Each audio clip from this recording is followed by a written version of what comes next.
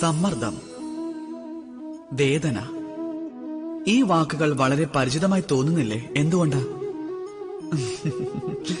ഈ കാണുന്ന ലോകത്ത് ഓരോ വ്യക്തിയുടെയും ജീവിതത്തിൽ ഈ സമ്മർദ്ദവും വേദനയും ഉണ്ടായിരിക്കുന്നതാണ്. പക്ഷെ ഒരു വ്യക്തി പോലും അതിനെ പ്രതിരോധിക്കുവാനായി ഒന്നും തന്നെ ചെയ്യുന്നില്ല.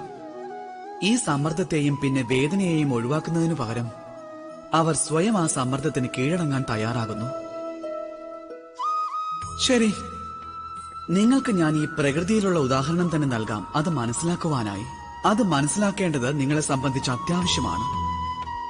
നിങ്ങൾ പല വൃക്ഷങ്ങളെയും കണ്ടിട്ടുണ്ടാകും.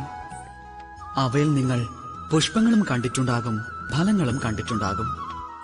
ഏതെങ്കിലും പുഷ്പത്തെ കയ്യിലെടുത്ത് അമർത്തി നോക്കിയാലും അതിൽ നിന്നും സുഗന്ധം പരക്കുന്നതായി കാണാം. അത് നമുക്ക് ഏറെ പ്രിയമാണ്.